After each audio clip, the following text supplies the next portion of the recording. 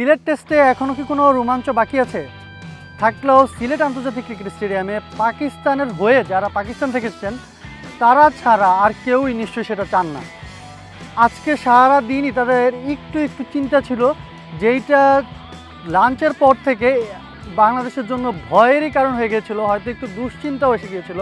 কারণ সালমান আলী এবং মোহাম্মদ রিজওয়ান তারা 138 রানে একটা জুটি গড়েছিলেন এবং সেই জুটিতে পাকিস্তান বাংলাদেশকে ভয় ধরিয়ে দিয়েছিল। সেই দুশ্চিন্তাটা কেটে গেছে ঠিকই, কিন্তু এখনও বাংলাদেশ ম্যাচটা জিততে পারেনি, কারণ পাকিস্তানের হাতে এখনও 3টে উইকেট আছে। সবচেয়ে বড় কথা, মোহাম্মদ রিজওয়ানও কিন্তু এখনও অপরাজিত আছেন। তো তিনি কালকে পাকিস্তানের বাকি যে 3জন ব্যাটসম্যান আছেন, 3টে উইকেট আছে আসলে, তাদেরকে নিয়ে ব্যাটিং করবেন এবং 121 রান করার চেষ্টা করবেন। এই রানটা করতে পারলেই পাকিস্তান ইতিহাস গড়ে ফেলবে বিশ্ব ক্রিকেটেই, এই 150 বছরের টেস্ট ক্রিকেটের ইতিহাসেই, যেটা কখনো ঘটেনি। 437 রান তাড়া করা, এতগুলো রান তাড়া করে টেস্ট ম্যাচ জেতা, সেই ঘটনাটাই কিন্তু ঘটে যাবে এই সিলেট আন্তর্জাতিক ক্রিকেট স্টেডিয়ামে। বাংলাদেশ দলের প্রতিনিধি হয়ে যিনি দিন শেষে সংবাদ সম্মেলনে ছিলেন, Shaun Tait, pace bowling coach, তিনি কিন্তু এমন কিছু হবেন বলে মনে করছেন না। তিনি চাইছেন যত দ্রুত সম্ভব বাংলাদেশ পাকিস্তানকে অল আউট করে দেবে। কিন্তু পাকিস্তানের প্রতিনিধি হয়ে এসেছিলেন আসাদ শফিক, তিনি দলের ব্যাটিং কোচ। তো তিনি কিন্তু বেশ আশাবাদী। তিনি বলছেন যে 121 রানের মতন দরকার আছে এবং তার জন্য সবচেয়ে বড় আশার যে ব্যাপার সেটা হচ্ছে মোহাম্মদ রিজওয়ান। তিনি অনেকক্ষণ ধরে ক্রিজে আছেন, তো তিনি এখনও উইকেটে যেহেতু টিকে আছেন, আসাদ শফিক মনে করেন যে তারা এখনও ম্যাচটা জেতার সব রকমের সম্ভাবনা এবং খুবই আশাবাদী তিনি যে পাকিস্তান ম্যাচটা এখান থেকে জিততেও পারে। এই রোমাঞ্চটা কিন্তু আজকে সকালেও খুব বেশি মনে হচ্ছিল না, কারণ এত বড় একটা টার্গেট, পাকিস্তান যে এত দূর আসতে পারবে সেটাও আসলে অনেকেই হয়তো আশা করেননি। কারণ পাকিস্তানের যেই বর্তমান ফর্ম এবং বাংলাদেশের যেই বোলিং, সেইটা মিলিয়ে আসলে পাকিস্তান এত দূর আসতে পারবে সেটা ভাবা হচ্ছিল না। কিন্তু পাকিস্তানের শুরুর দিকে বাবর আজম এবং শান মাসুদ, তারা দুজন বেশ ভালো একটা স্টার্ট করে দিয়ে গেছিলেন এবং তাদের জুটিতেই আসলে পাকিস্তান প্রথমবার আশা দেখেছিল।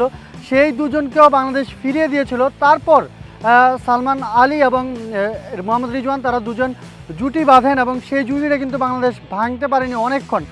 কখন ভাঙতে পেরেছে? বাংলাদেশ যখন দ্বিতীয় নিউ বলটা নিয়েছে, অর্থাৎ 80 ওভারের পরে যখন বাংলাদেশ নতুন আরেকটা বল নিয়েছে, সেই বলটা নেওয়ার পরে বাংলাদেশ ওই জুটিটা ভাঙতে পেরেছে। এর আগে কিন্তু একটা বেশ অনেক উত্তেজনায় ছড়িয়ে পড়েছিল। এর মধ্যে একটা ঘটনা তো নিশ্চয়ই আপনারাও টিভিতে দেখেছেন।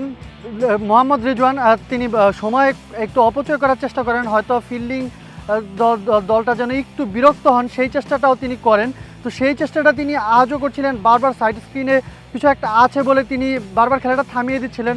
তো তখন উইকেটটার পেছন থেকে লিটন দাস, তিনি কিন্তু বলেছেন যে তুমি বারবার খেলা থামিয়ে দিচ্ছ কেন?